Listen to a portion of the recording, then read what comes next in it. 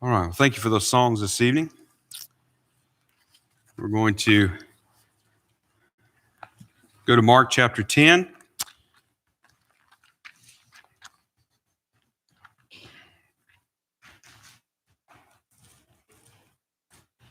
We're going to be continuing in our discipleship series.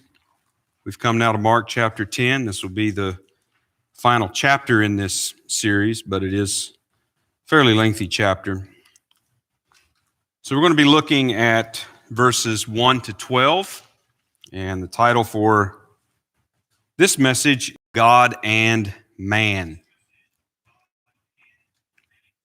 I hear an echo of myself. All right. Mark chapter 10, we'll be reading verses 1 to 12. And he arose from thence and cometh into the coasts of Judea by the farther side of Jordan, and the people resort unto him again. And as he was wont, he taught them again. And the Pharisees came to him and asked him, Is it lawful for a man to put away his wife? Tempting him. And he answered and said unto them, What did Moses command you? And they said, Moses suffered to write a bill of divorcement and to put her away. And Jesus answered and said unto them, For the hardness of your heart he wrote you this precept. But from the beginning of the creation God made them male and female. For this cause shall a man leave his father and mother and cleave to his wife, and they twain shall be one flesh. So then they are no more twain, but one flesh. What therefore God hath joined together, let not man put asunder. And in the house his disciples asked him again of the same matter. And he saith unto them, Whosoever shall put away his wife and marry another committeth adultery against her. And if a woman shall put away her husband and be married to another, she committeth adultery. So chapter 9 ends with Jesus' radical instruction to the disciples, and it's part of his extended corrective of their pride. Disciples must take seriously anything that trips them up in following Jesus. And rather than thinking about glory now, they must be prepared for suffering. So the disciples also needed to take seriously Jesus' prediction of his death that was soon to come and what that would mean for them as well. We also saw there how that disciples are going to be tested. It is a trial by fire that in many cases will filter out the posers and the pretenders who are not true disciples. Now, chapter 10 begins the final chapter of this large section in Mark's gospel where Jesus is on his way toward Jerusalem and toward his death. And the themes of the disciples' failures, their pride in striving with one another, the predictions of Jesus' death, and also the predictions of the future or coming persecutions for the disciples continue in this chapter, and they're actually strengthened here from the beginning to the end of chapter number 10. Now, this chapter consists of 6 episodes and also continues the patterns that we have seen, particularly in this section in Mark's gospel. So chapter 10 opens with a unique scene in this section. So on the one hand, it involves a crowd, a throng of people. And that is a little uncommon in this section. It does occur in a few places, but it's not real frequent in this section. This section of Mark's gospel focuses more on Jesus' private interactions with his disciples. It's also a conflict scene with the Pharisees. And this is the only conflict scene with the Pharisees in this entire section. Now, the scribes were mentioned in the episode with the demon-possessed boy, but there was no confrontation of the scribes there. They were merely mentioned, and then they fall out of the account. Now, the bulk of this scene is actually interaction with the Pharisees, with a short house scene with the disciples privately at the end. So again, it is something of a unique scene in this section of Mark's gospel. So this episode unfolds in three particular steps. Verses 1 to 4, Pharisees set the trap. Verses 5 to 9, Jesus interprets the law. And verses 10 to 12, disciples ask a question. So that's how we're going to look at this here this evening, beginning with verses 1 to 4, where Pharisees set the trap. So verse 1, and he arose from thence and cometh into the coasts of Judea by the farther side of Jordan. And the people resort unto him again, and as he was wont, he taught them again. So Mark notes here that Jesus had left Capernaum and come into the region of Perea. Now, studying the chronology and the harmony of the Gospels, we can see that there are definitely a number of events that happen between the closing of Mark chapter 9 and the opening of Mark chapter 10. So this isn't something that immediately follows what we have at the end of chapter 9, but it does happen sometime after the events of chapter 9. Now, this territory that is referred to, the coasts of Judea by the farther side of Jordan, this is the territory of Herod. Herod, known as Herod Antipas, one of the sons of Herod the Great. Herod the Great was the one who ordered the slaughter of the male infants in an effort to destroy Jesus. That's in Matthew chapter 2, verses 7 to 16. Herod the Great saw himself as an heir of Solomon. He was an Idumean. He saw himself as a rightful ruler over the Jews because he was an heir of Solomon, at least in his own estimation. Herod the Great had 10 wives, and he had many, many children. He died at the age of 69, and there are a number of different ideas. It seems like with the descriptions that are extant of his final days, that it seemed like he had some sort of a kidney disease and kidney failure. This would have been in 4 BC. And after that, the Tetrarchy of Galilee and Perea was given to one of his sons, his son Herod Antipas. Herod Antipas ruled all that time until he was banished to Gaul in AD 39. So Herod Antipas was ruling over this territory during the entire life and ministry of Jesus Christ and his death and resurrection, and for several years afterward. So Mark notes here in verse number 1 that the people resort unto him again. And the word he uses for people here actually means a throng of people. So there's a throng of people that have gathered around Jesus. Now, this happened repeatedly. He says that they had resorted unto him again, and as he was wont, he taught them again. So there was a multitude of people that gathered around Jesus, and he was teaching them. Now, again, at this point in his ministry, his public teaching is much less frequent than what it was earlier in his ministry. But nevertheless, there was a multitude that had gathered around, and he was teaching them as he used to do at different times. Now, one thing that's interesting about that is that throughout this section, Jesus tends to withdraw from multitudes. He tends to avoid the crowds, but on this particular occasion, it seems that he has received them and he is teaching them. Then in verse number 2, and the Pharisees came to him and asked him, is it lawful for a man to put away his wife? Tempting him. So this is the first mention of the Pharisees since they requested a sign from Jesus back in chapter 8 and verse number 11. So Mark notes here that the Pharisees came to Jesus to ask him this question. In other words, they had come for this purpose. And they asked him if it was lawful, meaning permitted or authorized by the old covenant law, for a man to put away or to divorce his wife.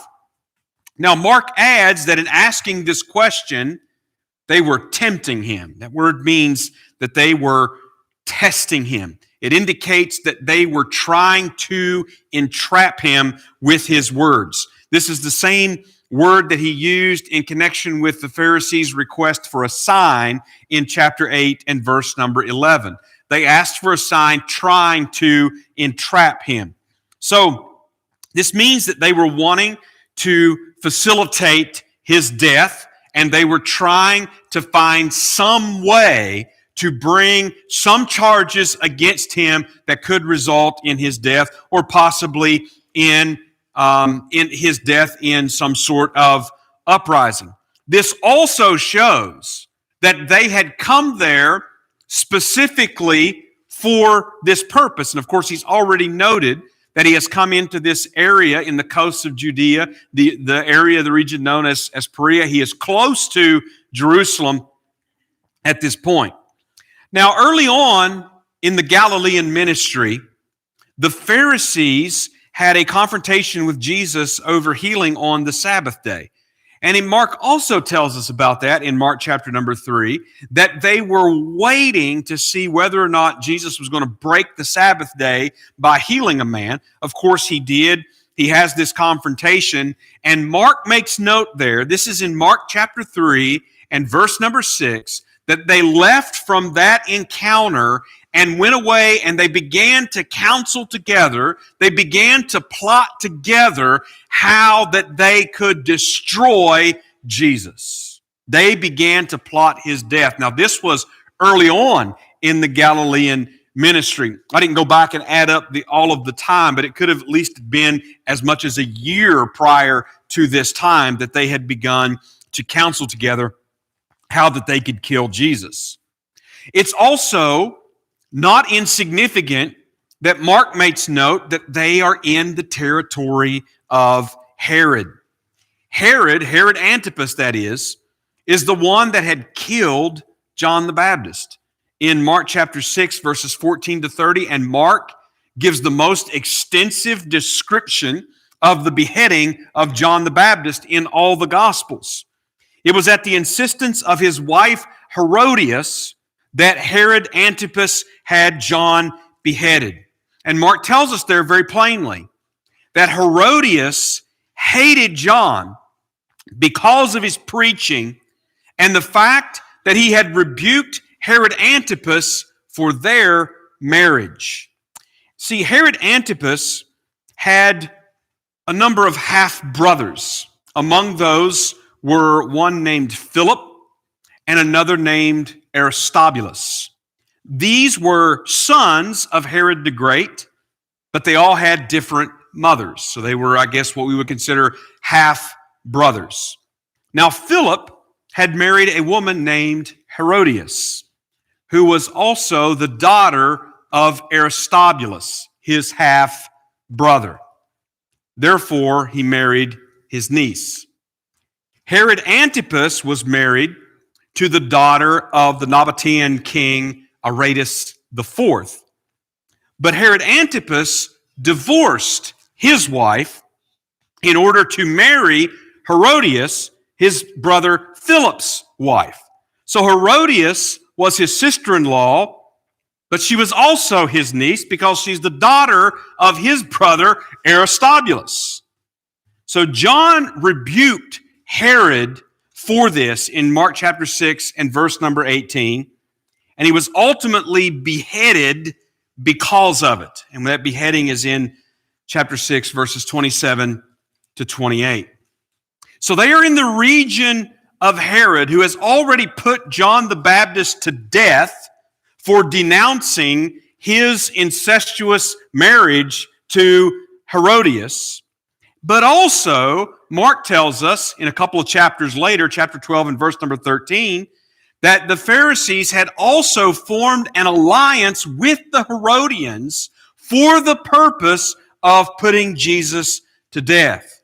And of course, Jesus had warned his disciples about both the Pharisees and Herod in chapter 8 and verse number 15. So all of these things are bearing on this confrontation between Jesus and the Pharisees in the region of Herod Antipas. And it's no coincidence that they came out to see him. And it's no coincidence that they're asking him the question that they're asking him at this time and place. And so the fact that they came to ask this question and the fact that it was a trap for Jesus meant that they had spent time counseling together how to entrap him. In other words, the Pharisees, along with the Herodians and even Sadducees at a different point, were counseling together how that they could entrap Jesus. In other words, they couldn't just outright kill him. They didn't have the authority to do that, and they would risk getting some sort of a repercussion from the Roman Empire if they were to do such a thing. So they had to at least have some sort of pretense of a legal proceeding. And all the better, of course, if they could get the Roman Empire to handle this killing themselves, like Herod Antipas in the case of John the Baptist, or Pontius Pilate, who eventually was the one who had Jesus put to death. But they would gather together and they would counsel together. They had listened to Jesus' teaching. They had witnessed his miracles. They had observed his disciples. You remember, in fact, just back in Mark chapter number 7, they came and complained about his disciples eating with unceremonially washed hands. So they had watched them. They were trying to find some sort of way to entrap them, trying to find some way. If you remember when we went through the book of Acts, how that the Jews were accusing Paul of speaking against Moses and speaking against the law and speaking against the temple. And these were the charges very similar to what they came up with against Jesus Christ. So they came out to get some sort of statement from Jesus, no doubt that they hoped would anger Herod and possibly lead to the execution that John received. Because there's no question that's their motive. They want Jesus killed, and that is their motive. Verse number 3. And he answered and said unto them, What did Moses command you? So Jesus answered them by asking them a question, which was not unusual for Jesus to do. He's referring in this question to Moses, meaning the books of the law, or the books of Moses, also known as the Pentateuch, or the first 5 books of the Old Testament. What did Moses command? Verse number 4.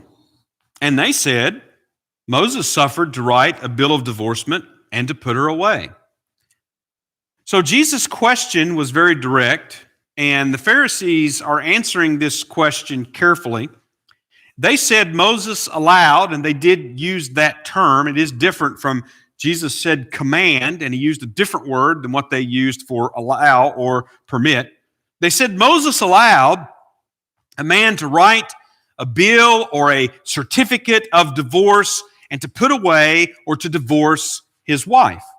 Now, what they're referring to is, in fact, Deuteronomy chapter 24 and verses 1 to 4, which read, When a man hath taken a wife and married her, and it comes to pass that she find no favor in his eyes, because he hath found some uncleanness in her, then let him write her a bill of divorcement, and give it in her hand, and send her out of his house.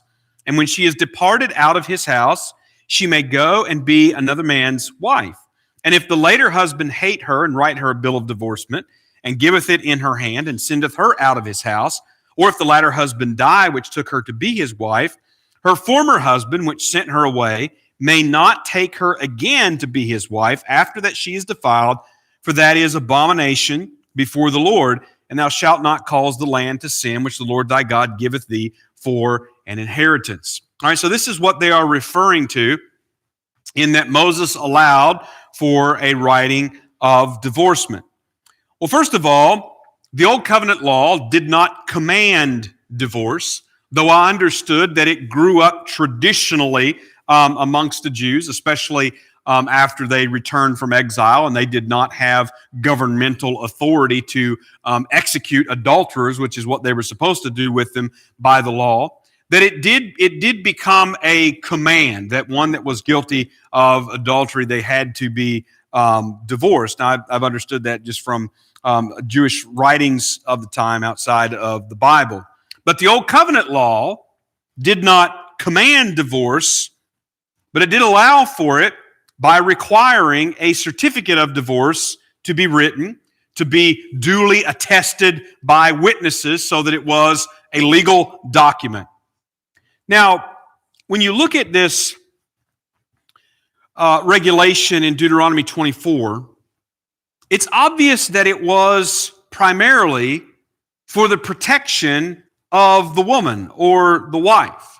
In other words, this writing of divorcement would show that she was not guilty of adultery and that she was free to remarry. And see, the Pharisees keep using that term, that put away, which the underlying word there has the idea of freeing or being set free or being liberated.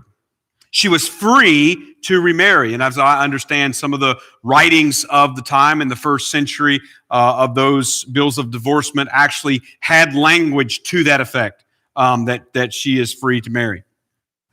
Now this writing of divorcement that had to be given also provided evidence that the original husband could not be married to her again after she had been married to another. And you notice that there in Deuteronomy 24. After that, she was married to another. If he sent her out with another bill of divorcement or that husband died, she could not be remarried to the first husband, and that bill of divorcement stood as evidence of that as well.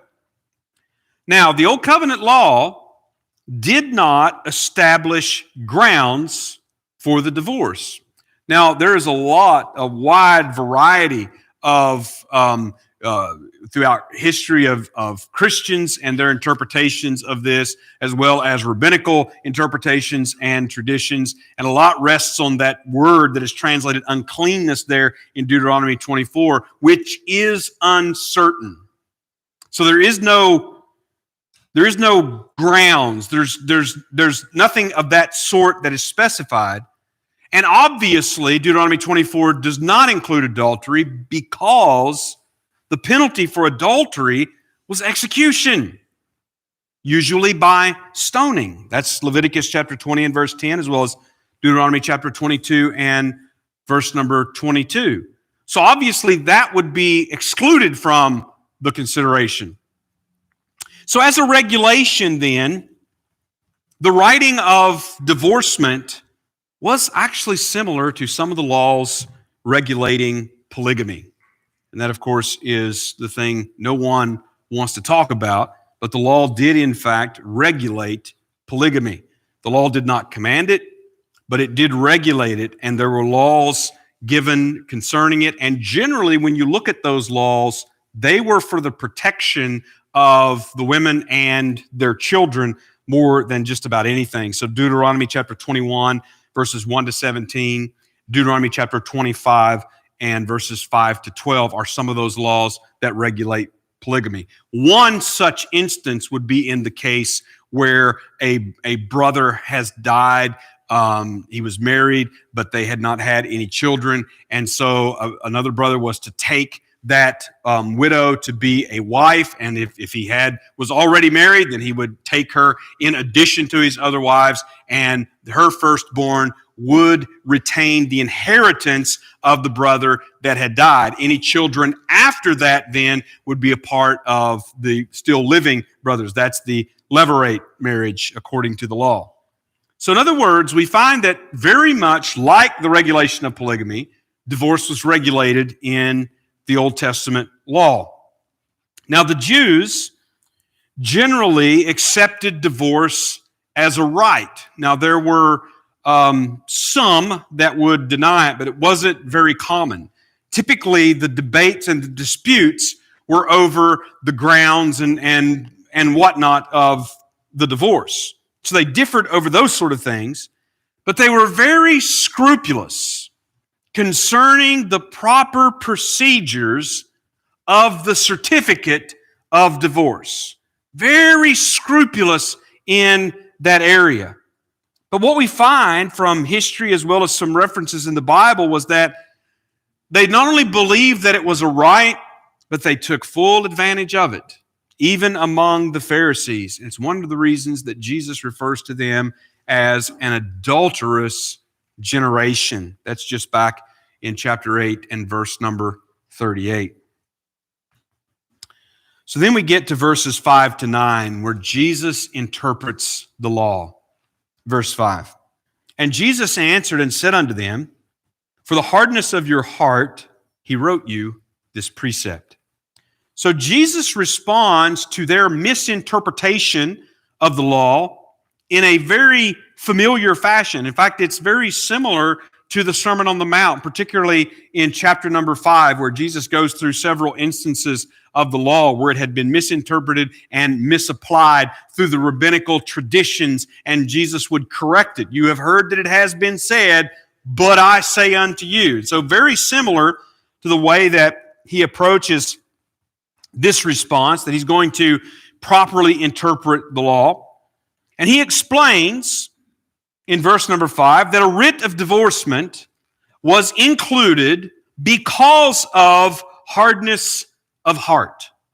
Now, hardness of heart throughout Scripture refers to a slowness to understand and a stubborn resistance to God's word. In fact, one of the great examples, of course, would be Pharaoh before the word that Moses was delivering him, and how that he would harden his heart against it so that he would not hear it, he wouldn't receive it, he wouldn't acknowledge it, and he would not obey it. And so he says that Moses wrote you this precept. In other words, you. He's speaking to these Pharisees. He says, Moses wrote you this precept. He's likening that generation of Israelites, that evil and adulterous generation that sought for a sign, to that generation of rebellious Israelites that defied God's word and died in the wilderness after coming out of Egypt. This was written because of hardness of heart. And you will remember, even in Deuteronomy, as Moses is rehearsing the law to this second generation that's actually going to go into the promised land, how he tells them that the problem is their heart, that they cannot and they will not keep all this law, even though they have agreed to do so. Verse number 6. But from the beginning of the creation, God made them male and female. So Jesus now goes back to the beginning. In other words, he goes back prior to Deuteronomy chapter 24. And in fact, he's quoting here from Genesis chapter 1 and verse number 27. The Old Covenant law did not institute marriage. So when you're looking at the Old Covenant law, that law given at Sinai, there's no institution of marriage in that law.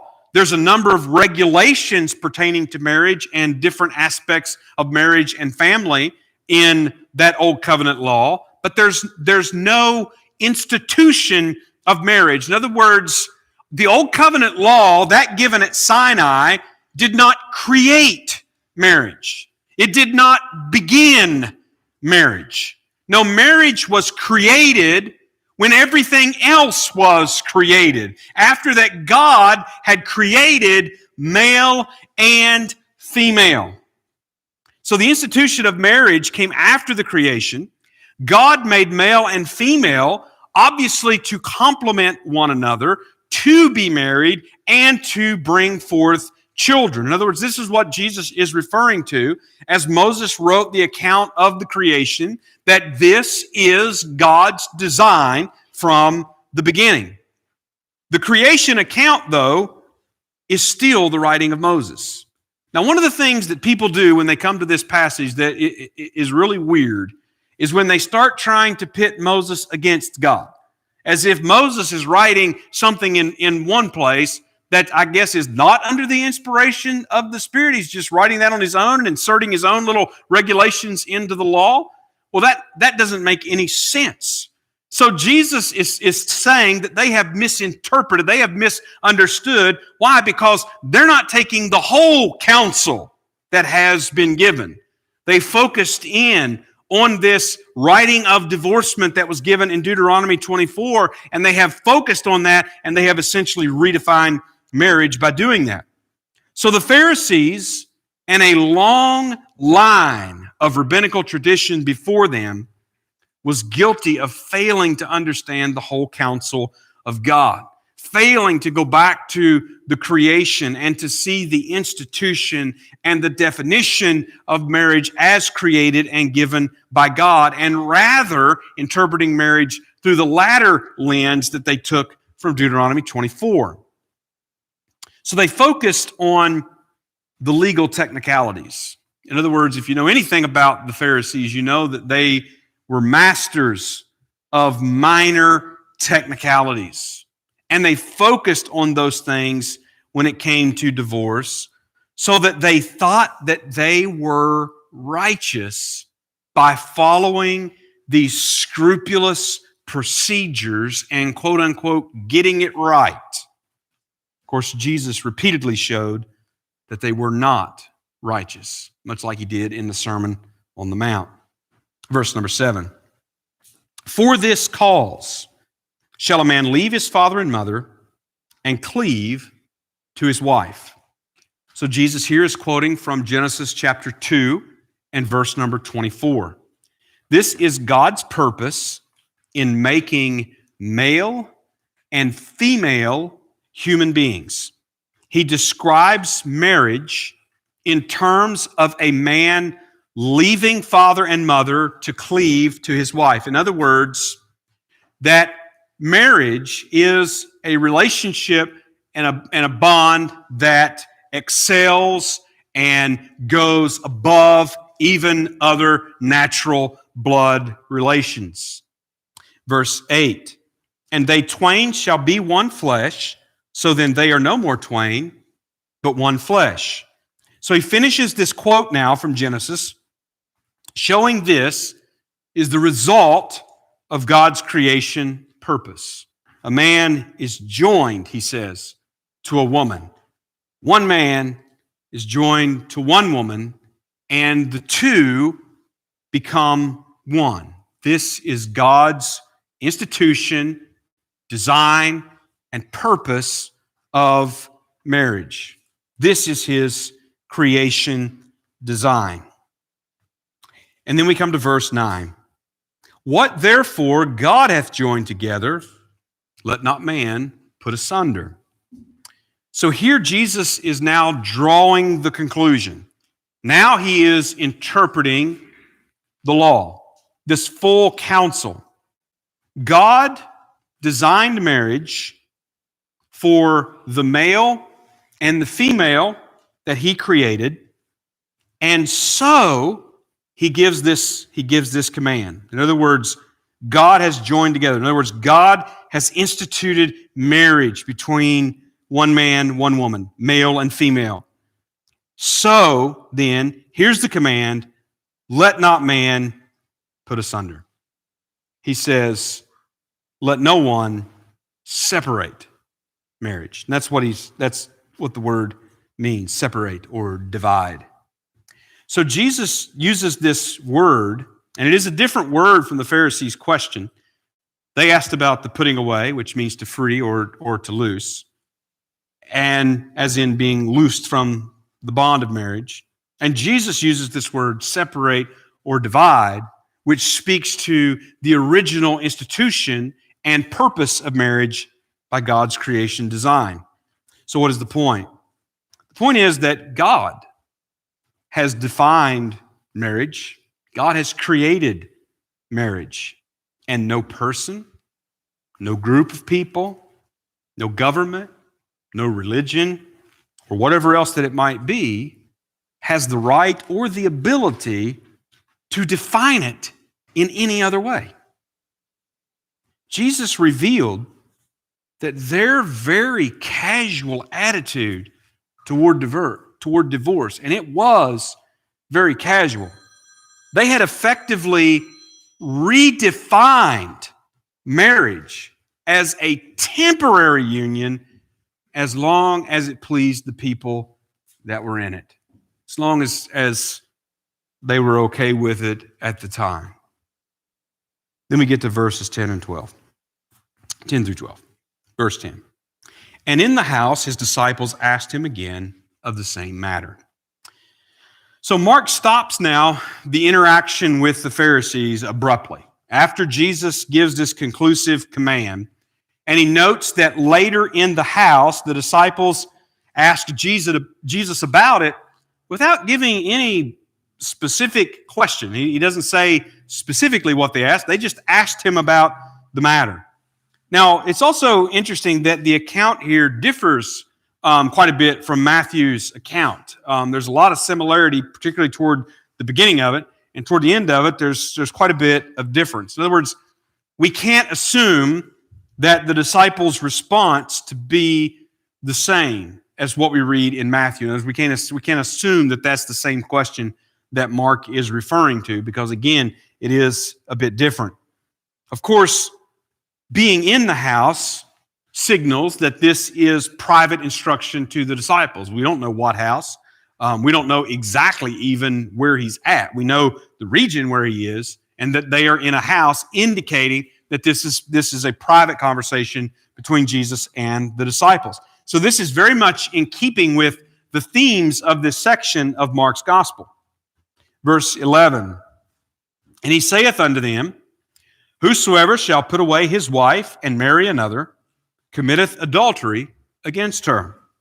Well, the Pharisees focused on the legal minutiae and procedures of divorce, and they thought themselves to be righteous by the law as long as they scrupulously abided by the procedures. And of course, Jesus says very plainly here that if a man divorces his wife to marry another, he commits adultery. In other words, he is not righteous, regardless of the legal procedure that he has observed. Verse number 12. And if a woman shall put away her husband and be married to another, she committeth adultery. So Jesus makes the same statement in verse number 12 as what he made in verse number 11, except this time he speaks of the woman as being the instigator of the divorce. Now, it could be that he is referencing Herod Antipas and Herodias here, having them in mind. It doesn't have to be, but given the location, given the question, it's something that could have been on the disciples' mind. But nevertheless, Jesus gives this answer, and then Mark ends this account. So the fact that the disciples asked Jesus the question later shows that Jesus' words were countercultural, perhaps even shocking, even among the strict Pharisees of the day. The difficulty, though, is looking at this episode and figuring why Mark included this in this particular section.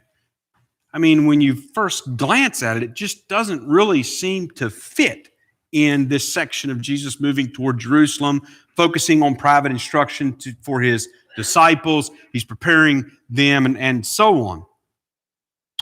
Well, Jesus has already given two predictions of his death by this time, and the disciples have been resistant to those predictions. He said he would be delivered to men. He said that he would be killed, that he would be delivered to the elders and the chief priests and the scribes. In other words, the rulers and the leaders of Israel. So here he is, near Jerusalem, and confronted by the Pharisees with an issue that got John the Baptist beheaded by Herod Antipas. So this confrontation certainly reinforces Jesus' prediction. In other words, that he has predicted his rejection and his death at Jerusalem from the rulers and the leaders of the Jews. And here he is in a confrontation with them, trying to entrap him over a very lightning rod of a subject, particularly in that area where Herod had killed John the Baptist over it. But Jesus has also began to predict the suffering of the disciples, to warn them and to prepare them for it. And so once again, this confrontation should have gotten their attention to that end. Now, this incident certainly feeds into the costliness of discipleship. In other words, as we're thinking about this discipleship theme, and particularly in this section of Mark's gospel, this section does feed into that idea of costliness. Following Jesus means following the Word of God and not the culture, no matter how religious or how convenient that following the culture may be. The Pharisees were well known and were well reproved by Jesus for misinterpreting and misapplying the law to fit the traditions that they had upheld. But Jesus shows that to follow him means that we must follow his word, regardless of what someone else may say or teach or even try to coerce us to do. All right, that's all of the message for this evening. We will close with a hymn.